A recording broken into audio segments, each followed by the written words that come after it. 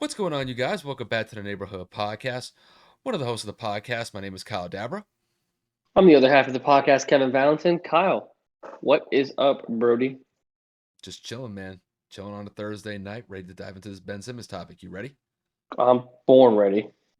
All right, so let's dive into it. So, what we're going to go over is the recent controversy that's been surrounding Ben Simmons, who is a member of the Philadelphia 76ers.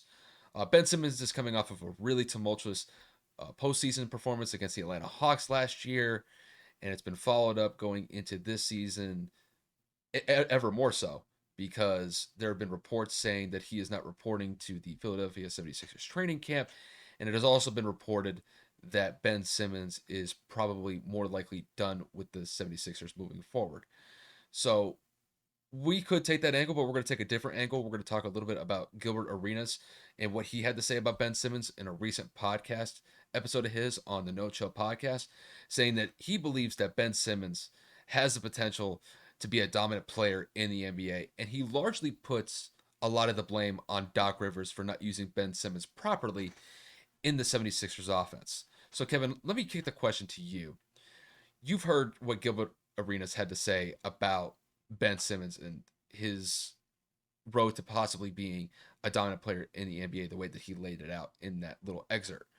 So, do you believe that Ben has the opportunity to become a dominant player in this league, or do you disagree with what Gilbert had to say?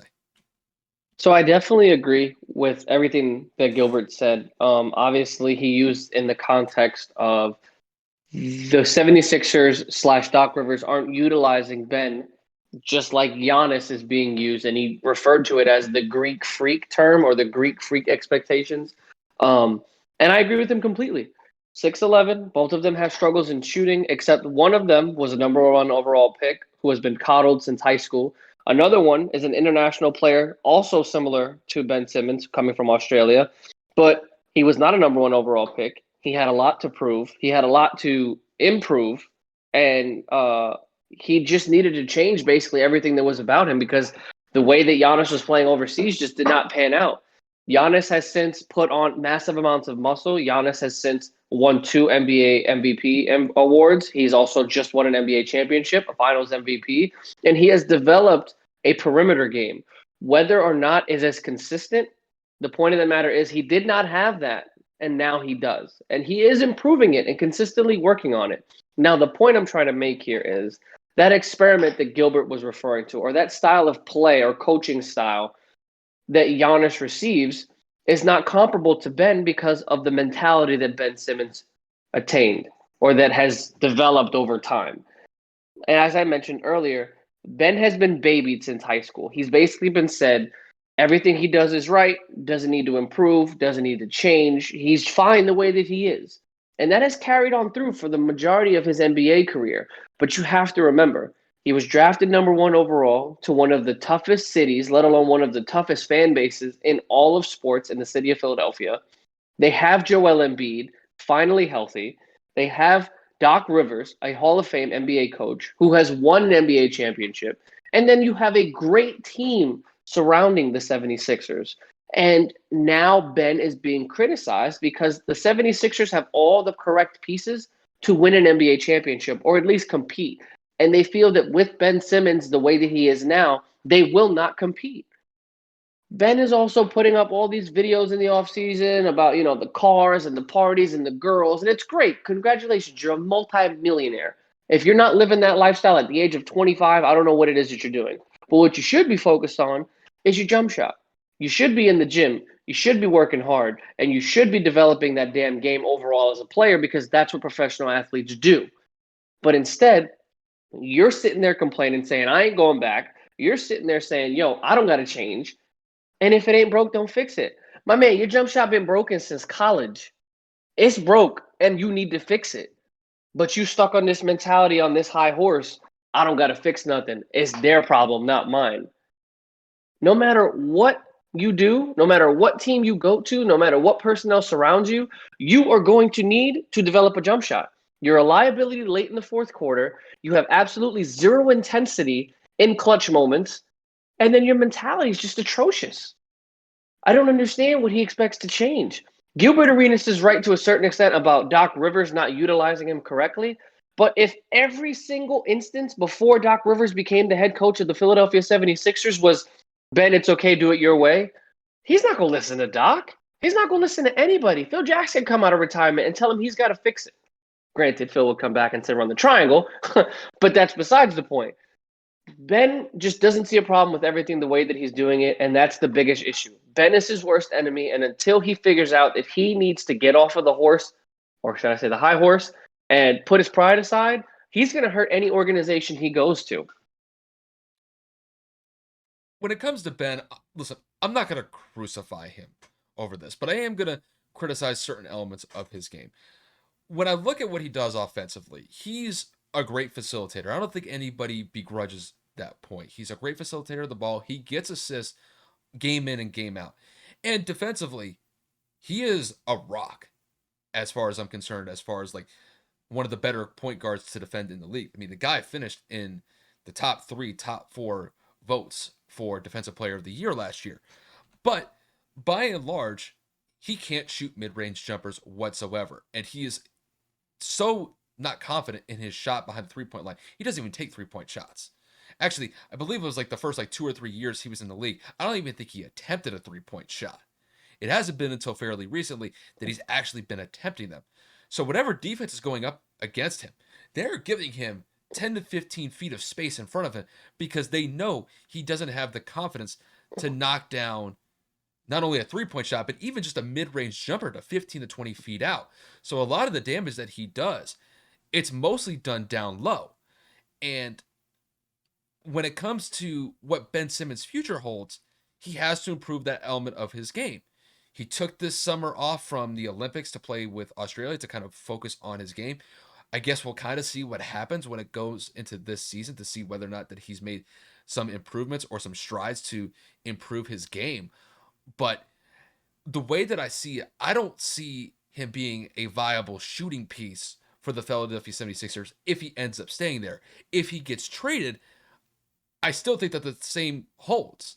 I think he'll largely be used for his he'll facilitate well like he always has with the 76ers. He'll play solid defense, but I think he's going to be largely a liability on the offensive side of the ball. And when it gets into late game situations, they're not going to have him in the game. We saw that clear as day in the Atlanta series last year in the playoffs. He was a non-factor in the fourth quarter. And I think if you're Philadelphia, I don't really know where to go here because you could trade him. I'm looking at teams across the board. I don't even know why I would trade for him at this point because you know what you're going to get with him. You're going to get a guy who's not going to be able to shoot anywhere behind the three-point line, let alone just regular mid-range jump shots. You're really going to be able to use him sparingly with certain aspects of his game. And I think to kind of like focus on what Gilbert Arenas said, I mean, he could be somewhat right. I think the point that he was making about Doc Rivers not using him effectively in their offense, I think that could be true to a certain extent. But Ben has yet to show me that he has the mentality to assert himself in that 76ers offense and say, give me the ball, give me the rock. I'm driving down the lane and I'm just going to bang it on anybody who gets in my way. I don't think Ben has that type of mentality. And I think that's something that if he wants to develop, he's going to have to start doing it now because he's already in his mid 20s. He's essentially kind of reaching what I would consider like his peak as far as like the age that he's at and like when it comes to peak performance of what we've seen with superstars that have come and gone in the league. So when I look at this season in particular for Ben, this is a huge moment for him. And if his mentality is not in the right mindset going into this season, his road in the NBA is going to be a lot more difficult moving forward. And it's unfortunate because Ben definitely has talent. It's just, however he utilizes it, it hasn't worked up until this point, and teams have exposed that. And it's gotten to the point where he has no confidence to shoot whatsoever. So if he's able to change that, great. But I'll be honest with you, I don't see it happening. Not anytime soon. It's frustrating to watch. It's frustrating to have this conversation over and over throughout the entire integrity of this offseason. And I have Ben's statistics here. I'm just looking at it. Obviously, he's not a good three-point shooter. He is shooting a career 14% from the three-point line. Hasn't taken a lot of attempts. Granted, like Kyle said, the first 2 years that he actually played, he didn't take a single three-pointer. But jokingly or begrudgingly, whatever, he has taken a few over the last couple of years. And that's fine, right? But his shot attempts have gone down too. So we're looking at his rookie year, his official rookie year, which is 2017, 2018. He was averaging a total of 12.3 shots per game. He has now dwindled that down to 10.1 per game. His field goal percentage overall as a whole has pretty much stayed the same. He's at a career 56%, but we're looking at a total of what? 57 this season, 58 last, 56 the season before. And, the stats kind of progress. But to kind of attribute to what Kyle said, he's always been a facilitator. 7.7 assists. You know what you're going to get there. He's a great rebounder. He's 6'11". You would fucking better be able to rebound the basketball. Career average of rebounding, he is obviously at 8.1. He's averaging 1.7 steals across the board for the majority of his career. And, he doesn't really turn the ball over that much. 3.4 turnovers per game. My biggest thing here is we know what you get in all of these other categories. We know what you bring to the table defensively. So everybody knows your game. Transition basketball, pick and roll facilitating with Joel Embiid. But if it's a kick out, or if you got to drive the basket and kick it out to somebody else, why are you not finishing? Why are you not capitalizing on the layup? Why are you not taking advantage of mismatches? Why are you not literally putting the ball on someone's forehead, aka Trae Young in Game 6 in the fourth quarter, when he passed it to Matisse Thybulle? There's no reason for Ben to be passive. There's absolutely zero excuse for him not to have developed a jump shot this far into his career. And like I said before, if you don't improve that mental, no matter what team you go to, it's not going to make a difference. I mean, for God's sakes, Philadelphia wanted to trade him to Golden State. That immediately makes them worse. That is someone for sure that cannot shoot. Andrew Wiggins, people have said he couldn't shoot for years. But the fact of the matter is, Andrew Wiggins has proven throughout his, 7-year career, he puts the ball in the basket, no matter what team he's playing for. Ben Simmons hasn't shown me that. Ben Simmons hasn't shown me the intensity that other players have. I mean, for God's sakes, Gilbert said the Greek freak system or the Greek freak mentality. He doesn't even have half of that. Kyle and I were talking before the episode. If Ben had half of Giannis's mentality and work ethic, Philadelphia arguably goes to the NBA Finals. Mm-hmm. Ben was legitimately the reason why they lost the entire playoff series against Atlanta because of his inability to shoot the basketball. If that is your one problem, if that is your one area to focus, why in the fuck are you not putting up thousands of shots a day, hundreds of shots a day?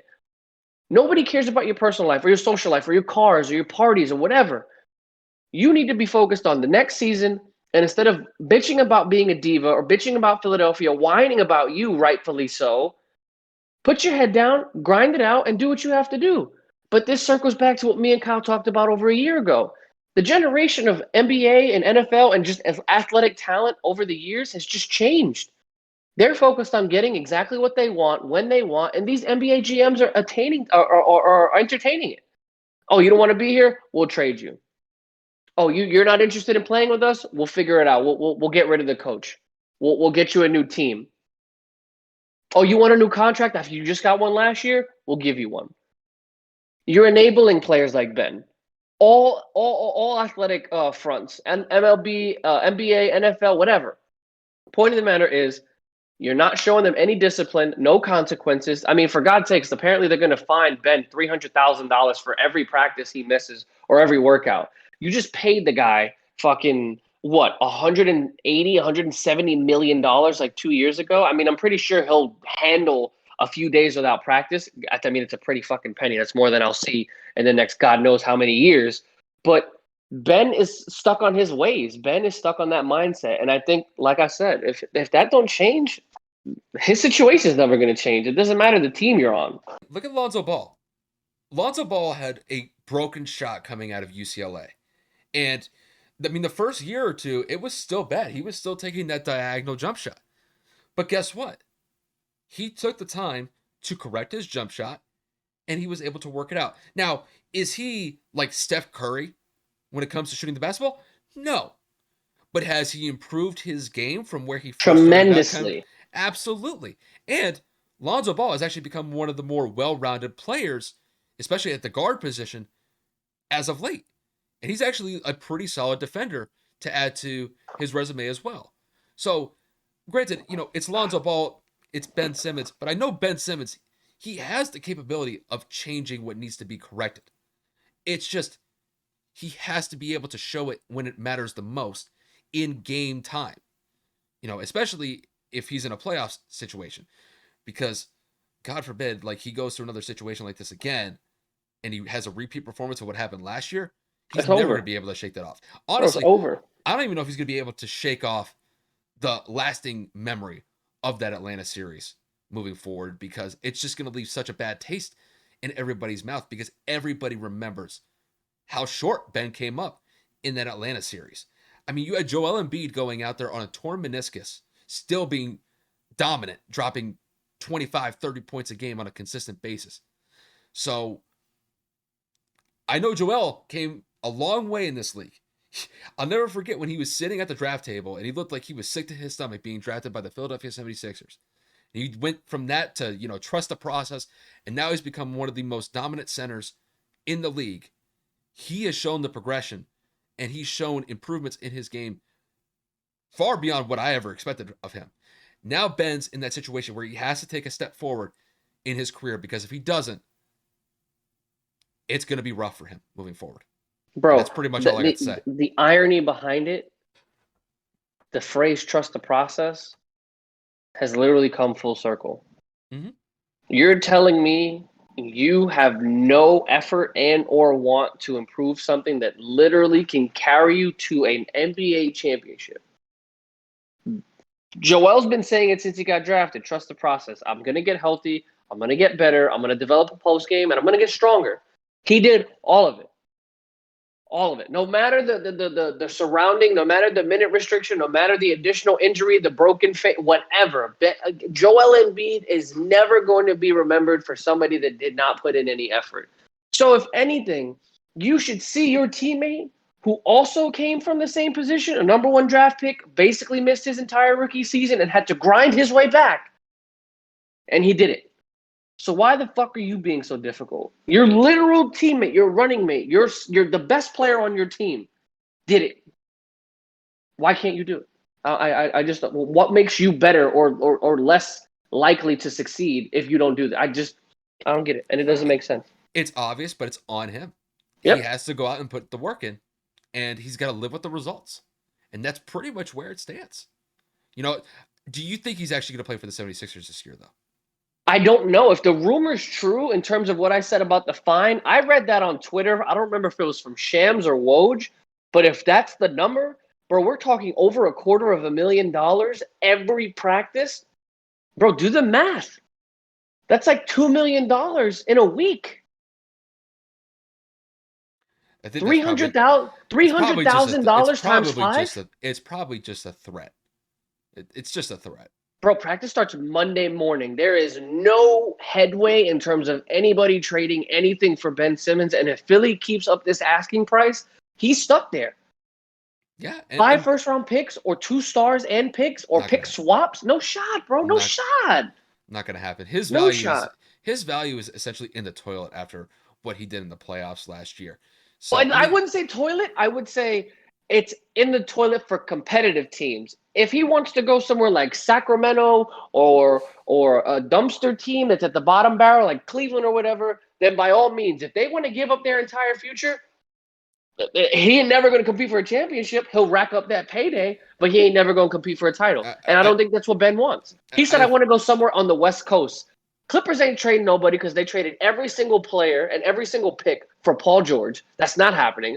The Lakers, no shot. That would never happen on God's earth because they also don't have the cap nor the space in terms of roster moves to go and do that. And the Warriors, that's the only team I can see potentially making a move.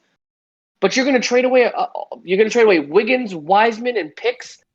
Maybe Draymond Green for someone that can't shoot at all, bro. You're wilding. That would be the dumbest thing Golden State could ever do. If I'm an NBA GM, I don't even look at I don't even look at Ben Simmons just because he's too much of a hazard at this point because of his ineffectiveness to be able to shoot the ball well. So I mean, if Ben could shoot, then that would be different. It would be in a different discussion. Exactly. If Ben was able to shoot a little bit better, then let's say he would kind of like sacrifice some of his defensive capabilities to a certain extent, then he would be a tradable asset. But that's not the case. Homeboy can't shoot. Yep. And I mean, 33% from the free throw line, my guy, in that Atlanta series. Like, I can't understand it. Giannis, in game 6 of the NBA Finals, went 19 of 21. And Giannis is not a free throw shooter. He's not that good from the free throw line. And even he is more confident from the free throw line than Ben could ever be up until this point. I'm saying up to this point because, I'll give Ben a little bit a benefit of the doubt here and maybe thinking that he could improve that element of his game, but it's not going to be easy. I mean, it's free throws. You're a nice guy, bro. I ain't giving him no benefit of nothing. He's been in the league 4 years now, bro. I have not seen any mental improvement, any actual shot improvement. Bro, I don't care. We're gonna find out if he sits out. We'll see. But hey, kudos to you, bro. Whatever you got invested, whatever money you got in endorsements, bro. If you feel like paying $300,000 a day, by all means, bro, go prove your point. You about to owe the Sixers a shit ton of money in fines. I think he plays this year for the Sixers. I think he does. I think I think they work this out somehow. But there's a very good chance that they could trade him in the season. Exactly. That's what I was gonna say. I feel like as the season progresses, someone's gonna cave and say, "Oh shit, we lost somebody. We're not in the place that we wanted to be, or the players on our roster aren't performing the way that we had hopefully anticipated. Let's make the move for Ben and hope it works." But right now, no shot. Not a week before training camp. No way. I got like this odd feeling that he's going to get traded to Cleveland and Colin Sexton's going to be the starting point guard for the 76ers. I would cry. I would cry laughing. I'd be so happy for Colin. I mean, he would actually be in a real good spot to contend for a championship. He'd get out of that freaking black hole that is Cleveland. Hey, man. They signed Jared Allen to a $100 million deal. They're in good shape. They're going to be fine. He's just there for the bag. He's not there for anything else. Hell no. But that's going to wrap up this segment, guys, because this went a lot longer than we had anticipated. So we just going to wrap it up like that. We got a couple more segments for you guys to digest or to talk about some NFL games coming up this Sunday. And then hopefully, again, if you guys like the content, please like and subscribe. Click the notifications bell to get alerts when we posting up new content. But we really appreciate all the support over the last couple of weeks. We have improved to 217 subscribers, so we are increasing every week, at least over the last 2 weeks thus far, which, again, thank you. We appreciate it, and we'll be back in a couple of minutes putting up some new stuff. Yep. Sounds good. All right, we'll see you guys in a little bit.